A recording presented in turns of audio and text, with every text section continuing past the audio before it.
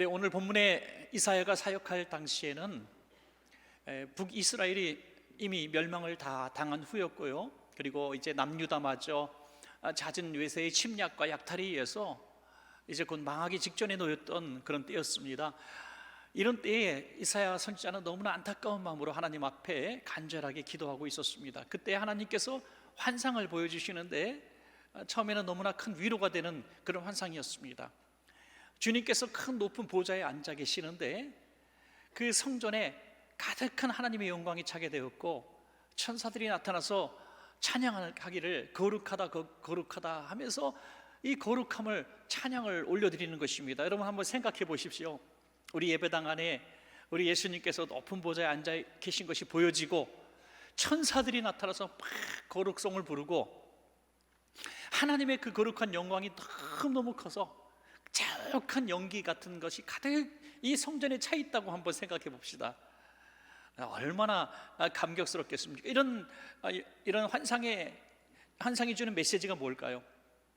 내가 너희를 떠나지 않고 함께하겠다. 아마 그런 감동을 받았을 겁니다. 그래서 이사야는 마음에 내심 안심했을 것입니다. 하나님이 우리를 떠나지 않으시고 함께 하시는구나, 우리 백성을 구원하시겠구나, 그런 마음을 갖고 있었을 것입니다. 그런데 이어서 보여지는 또 다른 환상 가운데 그는 이해할 수 없는 그런 참 고민에 빠지게 되죠. 그것은 고난당하시는 우리 예수님의 모습이었습니다. 이제 핸델이 작곡할 때에 이 예수님이 순환당하시는 모습을 작곡하게 되죠. 특별히 53장 이 순환당하시는 그리스도를 짓다가는 너무나 마음이 아파서 펜을 놓고 통곡을 했다고 하는 일화가 전해지고 있습니다. 이사야는 예수님 오시기 700년 전 사람임에도 불구하고 마치 예수님께서 정말 십자가 앞에서 채찍에 맞으시고 고난당하시고 쓰러지시고 또 못 박혀 죽으시는 그 장면을 눈으로 보는 듯이 정말 잘 묘사해 놓고 있었습니다.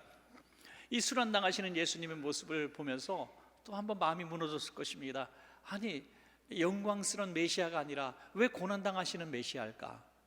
그분이 과연 이 백성과 이 나라를 구원하실 수 있는 힘이 있는 분일까? 내가 이 복음을 전해야 되는데 이 복음을 순환당하시는 예수님을 전할 때에 그들이 과연 그런 메시아를 믿을 수 있을 것인가? 라는 그런 고민에 빠지게 되죠. 그래서 오늘 이사야가 본 예수님의 모습은 어떤 모습일까요? 첫 번째로 예수님의 모습은 믿을 수 없는 예수 그리스도의 모습이었다는 거죠. 믿을 수 없는, 먼저 외모에 대해서 언급하죠. 이사야서 53장 2절입니다. 그는 주 앞에서 자라나기를 연한 순 같고 마른 땅에서 나온 뿌리 같아서 고운 모양도 없고 풍채도 없은즉 우리가 보기에 흠모할 만한 아름다운 것이 없도다 그랬습니다. 마른 땅에서 나온 뿌리라고 하는 것은 참 볼품없는 그런 모습이 아닐까요? 아주 옥토에서 잘 뿌리를 내리면 그 잎사귀나 열매가 참 아름다울 텐데 마른 땅에서, 척박한 땅에서 뿌리를 내렸으니까 그 모습이 아주 초라했을 것입니다. 건강하지 못한 식물이 되었을 것입니다. 그래서 연한 순이 되었고요, 연한 순처럼 언제 꺾일지 모르는 그런 나약한 모습이죠. 한마디로 예수님의 외적인 모습을 바라볼 때에 너무 초라하고 너무 약해 보였다. 볼품 없었다. 우리가 보기에 흠모할 만한 어떤 모습이 없었다. 우리가 생각하는 메시아가 아니라는 얘기죠. 그런 다음에 그런 모습이었기 때문에 사람들이 어떻게 예수님을 대할 것인가까지 예언해 놓고 있습니다. 이사야서 53장 3절입니다. 그는 멸시를 받아 사람들에게 버림받았으며 간고를 많이 겪었으며 질고를 아는 자라. 마치 사람들이 그에게서 얼굴을 가리는 것 같이 멸시를 당하였고 우리도 그를 귀히 여기지 아니하였도다. 마치 예수님이 700년 후에 오셔서 당하실 그 모습을 그대로 표현해 놓은 것 같아요. 멸시를 받았다. 그렇습니다. 예수님은 이 땅에서 참 많은 멸시를 받으셨습니다. 동족 유대인들로부터도 멸시를 당하셨고 이방인들에게도 멸시를 당하셨고 로마 백성에게도 멸시를 당하셨습니다. 그리고 심지어 침뱉음과 조롱까지 당했습니다. 십자가에 달리실 때에도 내려와 보라고 이런 조롱을 당했던 것이죠. 예수님이 당하신 그 조롱을 생각할 때에 과연 그분이 메시아일까? 그런 메시아를 우리가 세상에 전한다 할지라도 누가 그 메시아를 믿을 것인가 하는 의문이 생기는 것이죠. 사랑하는 여러분, 우리도 때로는 멸시를 당할 때가 있습니다. 그 멸시를 당할 때 여러 가지 이유겠죠. 첫 번째는 볼품없는 우리의 외모일 수도 있고요. 참 요즘에는 그렇게 악한 사람이 별로 없습니다만은 이전에 어떤 사고나 선천적인 장애를 입은 사람들을 바라보면서 아이들이 별의별 입에 담지 못할 멸시를 하는 얘기들을 우리는 많이 들었을 겁니다. 여러분, 얼마나 힘들었을까요? 그런 장애를 입은 자들이 그런 멸시받는 소리를 들었을 때 정말 살 의지가 다 꺾였을 것입니다. 여러분, 또 가난 때문에 멸시를 당했다고 합시다. 얼마나 수치스럽겠습니까? 너는 왜 이렇게 능력이 없냐고, 지금까지 뭐 했냐고, 어떻게 직장도 못 다니냐고, 이런 얘기를 들을 때 얼마나 마음이 아플까요? 여러분, 그것뿐이겠습니까? 우리의 지식의 문제라든지 우리의 신분의 문제라든지 여러 가지 모습 속에서 멸시를 우리가 많이 당합니다. 예수님께서 이 멸시를 당하셨는데 어떻게 그분을 메시아라 할 것인가? 그렇게 멸시를 당할 때 어떻게 우리가 예수님을 믿는 사람이라고 말할 수 있을 것인가? 세상에 대해서 말하기가 참 자신이 없어질 것입니다. 예수님은 간고를 많이 겪었다. 간고는 슬픔이다. 인생의 많은 슬픔을 겪으셔서 눈물의 골짜기를 계속 지나오셨습니다. 눈물 없이 보낸 시절이 없을 정도였습니다. 질고를 아는 자다. 질병을 몸소 경험하셨다는 것입니다. 많은 육체의 연약함을 다 겪으셨다는 거예요. 추우면 추운 대로, 굶주리면 굶주린 배고픔을 그대로 다 느끼셨다는 것입니다. 우리가 당하는 이런 많은 아픔을 다 겪으신 메시아, 그 메시아를 우리가 어떻게 증거하고 우리가 믿는다고 할 것인가? 세상 사람들은 이해하지 못할 겁니다. 야, 십자가에 달린 예수를 왜 믿어? 그렇게 질고를 경험하는 예수를 왜 믿어? 이단자들은 얘기합니다. 이단자 교주는 죽지도 않고 아프지도 않다고요. 그래야 믿을까 말까 한데, 이렇게 인간의 약함을 다 가지신 예수님을 증거한들 그 전하는 복음을 누가 믿겠느냐 하는 것이죠. 교회를 다니면서도 건전한 신앙생활을 했다고 하면서도 이런 기본적인 메시아관을 잘못 가진 사람들이 종종 있어서 큰 시험에 빠지게 됩니다. 어떤 청년도 어릴 때부터 엄마 따라 계속 교회를 나왔는데 의지하고 믿었던 믿음 좋은 어머니가 하루아침에 교통사고로 돌아가시게 되죠. 그 순간에 이 젊은이의 마음속에는 정말 하나님에 대한 원망과 불신이 싹트게 되죠. 그래서 아니, 우리 엄마가 뭘 잘못했다고, 신앙생활 열심히 하고 착하게 살았는데 왜 우리 어머니가 사고로 죽게 하셨을까 하면서 신앙생활을, 교회를 떠나는 이런 일이 있었습니다. 물론 그 청년이 다시 돌아와서 제가 이 이야기를 알게 되었습니다만은 그렇게 될 수밖에 없는 것이죠. 우리의 교회를 다니는 신앙인들조차 이런 신안의 예수님, 그런 메시아관, 그런 신안의 그리스도인의 삶을 경험하게 되면 믿음이 흔들리게 되는 것입니다. 하물며 예수 그리스도를 모르는 사람들에게 이런 왕이신 메시아가 아니라 고난당하시는, 볼품없고 초라하고 멸시를 받고 간고를 겪으며 슬픔을 당하며 또 이렇게 모든 것이 부족한 이런 예수 그리스도를 증거할 때 누가 믿겠느냐 하는 것입니다. 믿을 수가 없는 것입니다. 특별히 예수님이 그 고난을 당하시는 태도에 대해서 말씀하고 있는데요, 이사야서 53장 7절입니다. 그가 곤약을 당하여 괴로울 때에도 그의 입을 열지 아니하였으며 마치 도수장으로 끌려가는 어린 양과 털 깎는 자 앞에서 잠잠한 양같이 그의 입을 열지 아니하였도다. 침묵하셨다는 것입니다. 세상 사람들이 바라볼 때 예수님은 힘없어서, 능력이 없어서, 어쩔 수 없어서 사형을 당하신 모습으로 볼 수밖에 없는 장면입니다. 그런데 예수님은 침묵하셨다는 거예요. 입을 꼭 다물었다는 것입니다. 그 경건한 모습으로 참으셨다는 것입니다. 여러분, 오늘 저와 여러분이 예수님이 왜 그 고난을 당하셨는지를 우리는 다 알고 있습니다. 믿지 않는 사람들은 그 모습을 보면서 나약하게 짝이 없는 예수님의 마지막 장면을 이야기하지만 저와 여러분은 알고 있습니다. 그 고난당하시고 참으신 이유를 알고 있습니다. 바로 저와 여러분을 위해서인 줄로 믿습니다. 여러분, 이사야는 이런 순환당하시는 예수님에 대해서 설명을 너무 세세하게 한 이후에 탄식합니다. 어떤 탄식입니까? 우리가 전한 것을 누가 믿었느냐라는 탄식을 하는 것이죠. 이런 예수님을 우리가 증거하고 있는데 누가 믿겠느냐? 자, 이사야서 53장 1절입니다. 우리가 전한 것을 누가 믿었느냐? 여호와의 팔이 누구에게 나타났느냐? 당시의 사람들은 메시아를 갈망하고 있었습니다. 왜냐하면 지금 삶이 너무나 힘들었기 때문이죠. 너무나 가난했고 식민지 생활에 너무 지쳤습니다. 하루하루 정말 희망이 보이지 않았습니다.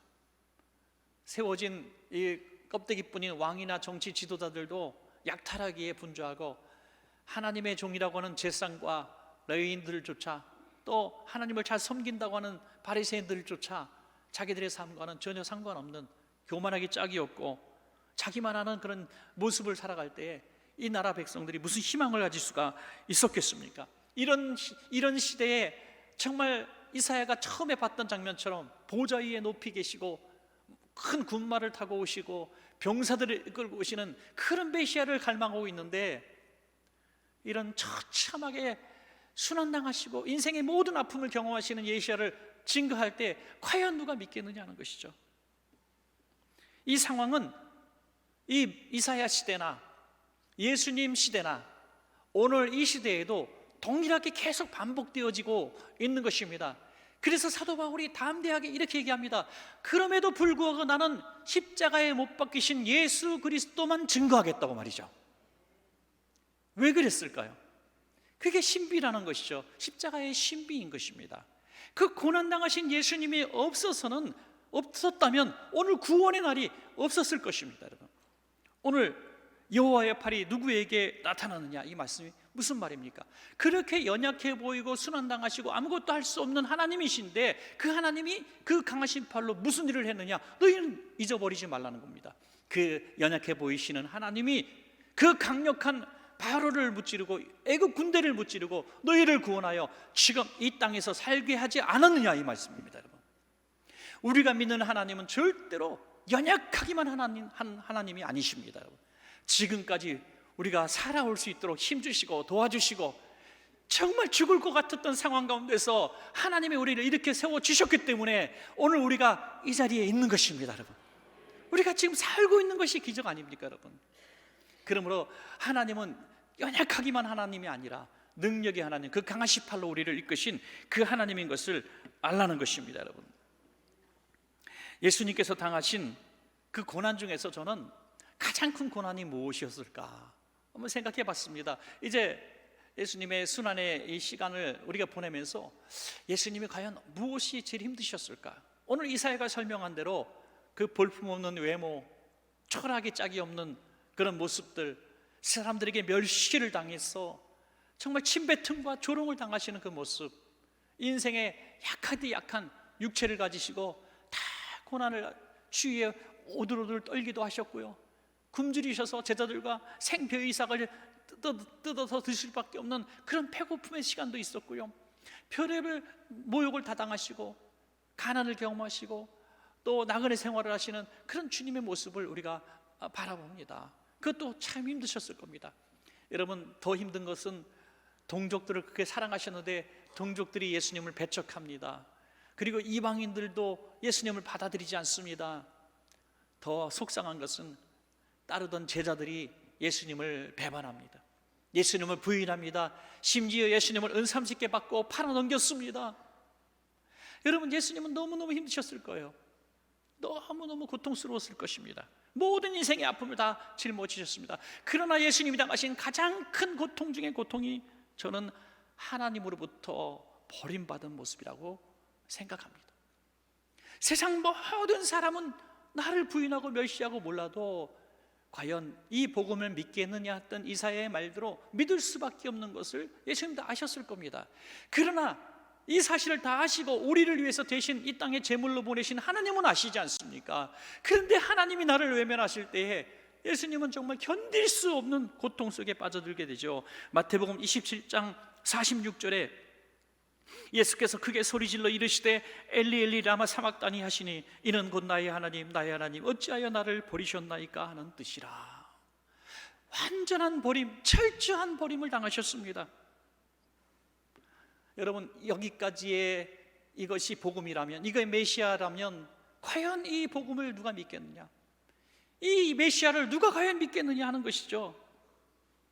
그러나 여러분, 놀라운 것은 바로 이 메시아를 믿으면 우리에게 큰 역사가 일어난다고 선포하고 있는 것입니다. 바로 이 메시아를 믿으라는 것입니다. 이 고난당하시는 예수님, 버림받으신 예수님을 그대로 믿고 우리도 따르라는 것입니다, 여러분.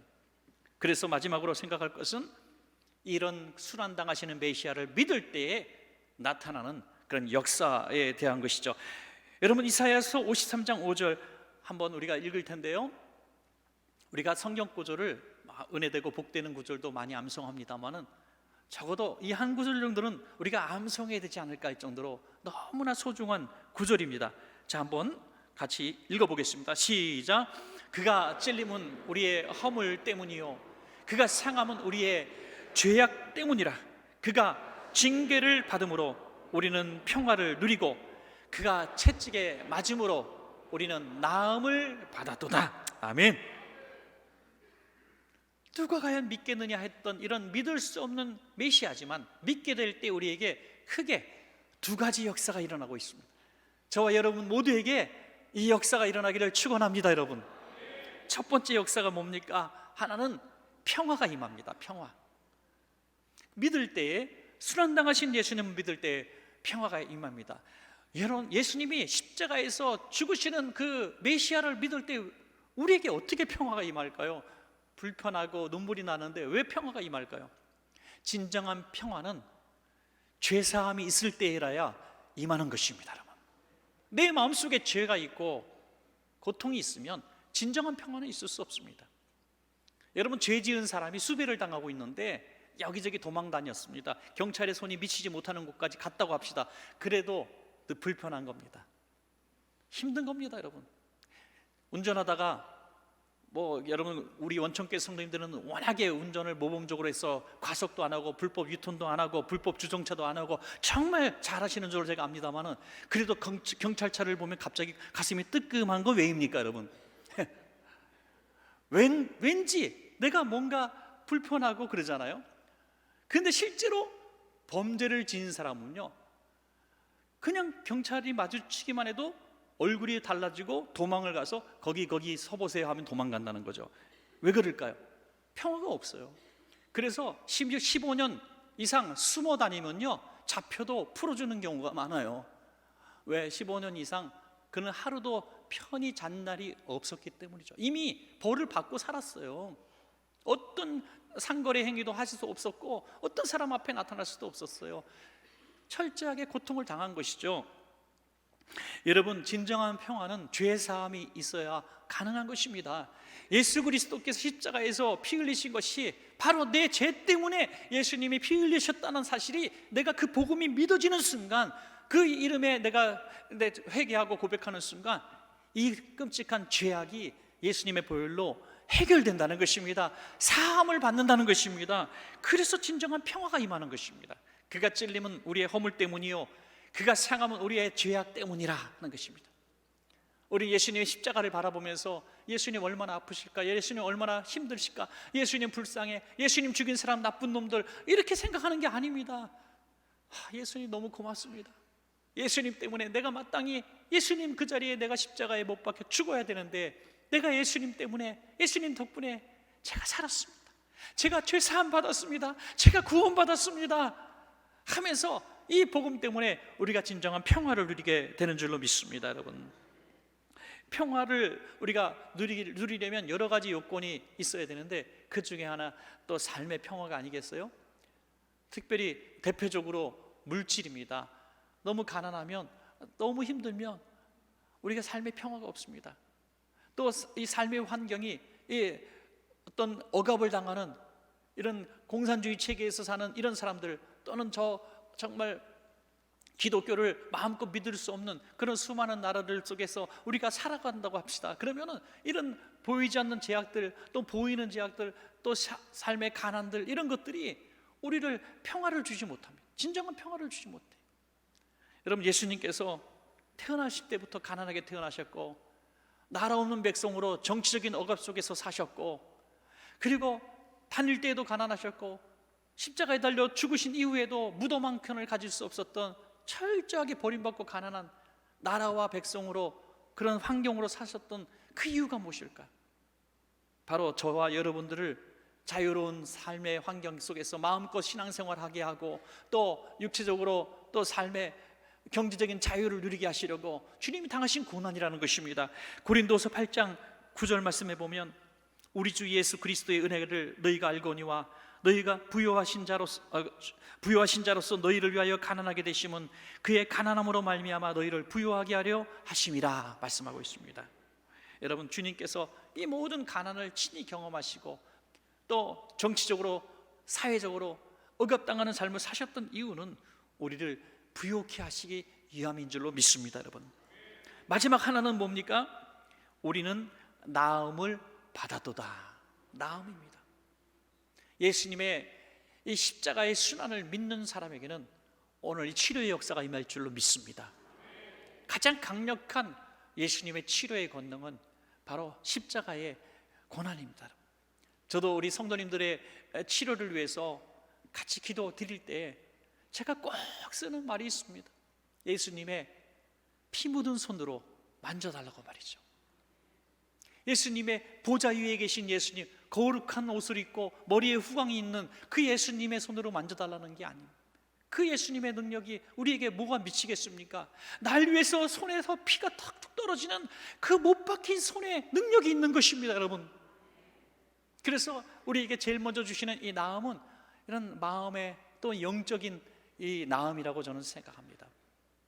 우리 성도님들에게도 오늘 이 순간에도 꼭 필요한 나음이라고 생각합니다. 현대인들은 겉은 멀쩡해 보여도 다 마음이 병들어 있는 것 같아요.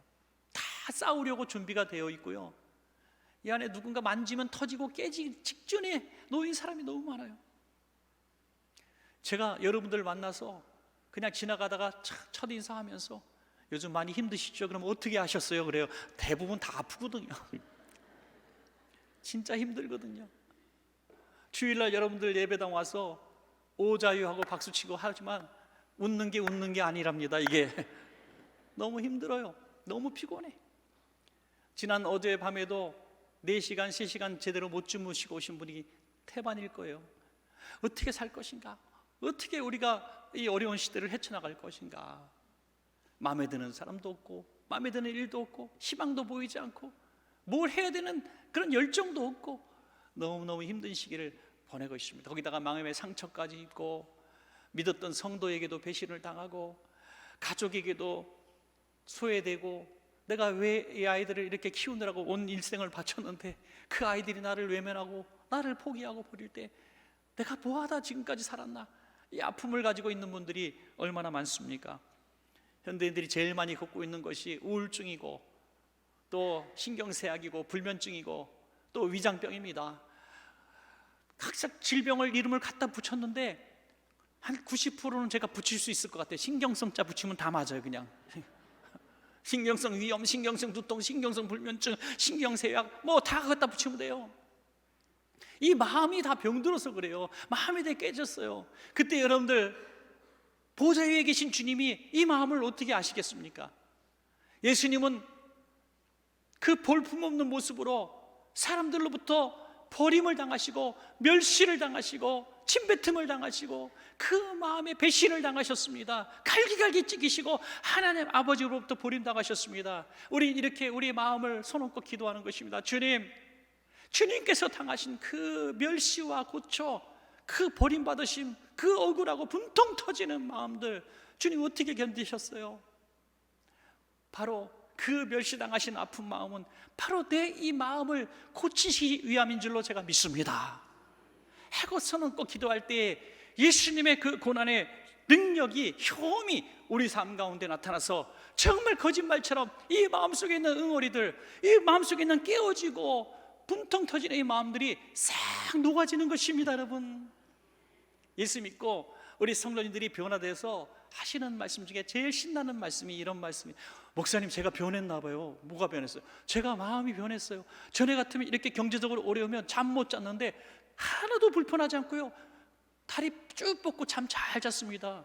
부도 나느니 마느니 그러는데 잠을 자는 거예요. 목사님, 제가 미쳤나 봐요. 왜 그래요? 전에 같으면요, 확 끼어들어서 뭐라고 하는 사람 지나갔으면 세워놓고 싸웠는데, 요즘에는 안녕, 지가 그랬대, 잘 가라고, 미안하다 그랬대. 내가 미쳤나 봐요. 미친 게 아니라 마음이 치료받아서 그런 거예요.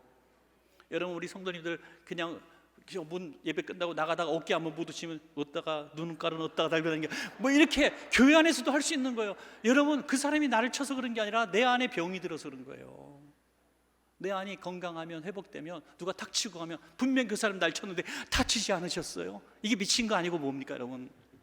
이렇게 되는 거예요. 누가 내 발을 밟고 지나갔는데 발 다치지 않으셨어요? 그러는 거예요. 여러분, 마음이 치료받으면 이렇게 행복한 삶을 살 수가 있습니다. 예수님의 그 순환의, 예수님의 그 상한 마음의 효험이 우리 가운데 나타나기를 축원합니다. 여러분, 마지막 하나는 예수님 마음만 고치시는 분이 아니라 우리의 병든 육체도 치료하시는 줄로 믿습니다. 여러분, 육체에 아픔이 있을 때 나는 이렇게 사는 것이 그냥 팔자련이 생각하지 마십시오. 모두가 아프니까 나도 아픈 거다 이렇게 생각하지 마십시오. 어떤 분은 아픈데 기도하지 않아요. 왜 기도하지 않으세요? 그랬더니 사도 바울은 가시로 알고 감사하며 기도했으니 저에게도 가시라고 생각합니다. 아니에요. 예수님이 나중에 이렇게 말씀하실 거예요. 기도하면 고쳐주려고 그랬는데 이렇게 말씀하실지도 모르는 거예요. 그러니까 기도해야 됩니다. 아프시면 기도하십시오. 여러분, 오늘 분명히 말씀하셨습니다. 그가 채찍에 맞음으로 나는 나음을 입었도다. 나는 나음을 받았습니다. 예수님이 채찍에 맞으셔서 그 육체가 살이 뜯겨지고 피가 나신 이유가, 그 고통받으신 이유가 나를 낫게 하시기 위해서 당하셨다는 겁니다.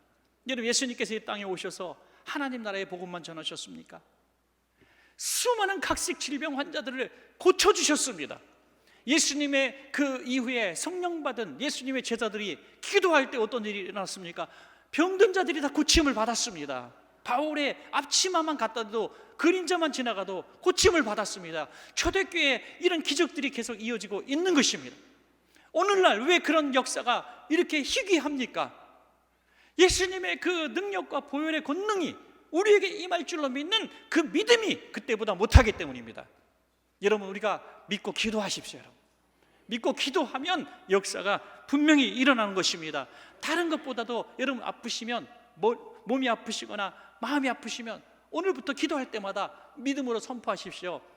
주님이 당하신 고난과 육체의 모든 아픔들을, 내 상한 마음과 내 병든 육체를 고치시고 나의 영을 구원하시기 위해서, 내 죄를 대속하시기 위해서 죽으신 것을 내가 믿습니다. 그러므로 예수님의 고난으로 나는 나음을 받은 줄로 믿습니다. 이렇게 선포하라는 것입니다. 여러분, 그럴 때 놀라운 이런 기적의 역사들이 일어날 줄로 믿습니다. 저는 기대도 하지 않지만 참 감사하게 생각하는 게 있어요. 여러분의 믿음이 있건 없건 간에 제가 손 얹으면 다 낫게 하지 않는 것이 얼마나 감사한지 모릅니다. 여러분, 얼마나 감사한지 몰라요. 여러분, 어떤 사람, 어떤 능력 있는 사람, 어떤 기도만 하는 사람, 어떤 신비로운 사람이 고쳐주는 게 아닙니다. 여러분들이 누가 그 순환의 예수님을 믿겠느냐라는 이런 탄식처럼 믿을 수 없는, 믿음이 희귀한 이 시대에 예수님의 그 고난의 모습을 바라보면서, 예수님 세상이 모욕하고 멸시하고 예수님을 이해하지 못한다 할지라도 저는 예수님을 믿습니다. 그 순환당하신 예수님 내가 믿습니다. 그로 인하여 내가 나음을 입을 줄로 믿습니다 라고 기도할 때 낫는 것입니다. 여러분, 그래서 모든 영광 하나님께 올리게 하신 것이 얼마나 감사한지 모르겠습니다. 여러분, 이 고난 주간에 멀리서 예수님의 고난을 바라보면서, 죽으심을 바라보면서 예수님 얼마나 힘드셨어요? 아프셨어요? 슬피 우는 것이 아닙니다. 예수님은 또 오셨어도 또 그렇게 죽으셔야만 했을 겁니다. 왜? 우리의 죄 때문에, 우리를 낫게 하시기 위해서. 그러므로 우리는 믿기만 하면 됩니다. 감사함으로 받아들이기만 하면 됩니다. 오늘 저와 여러분에게 이 특별히 순환의 기간에, 그래서 우리가 부활의 영광에, 기쁨에 다 같이 참여하기를 간절히 축원합니다.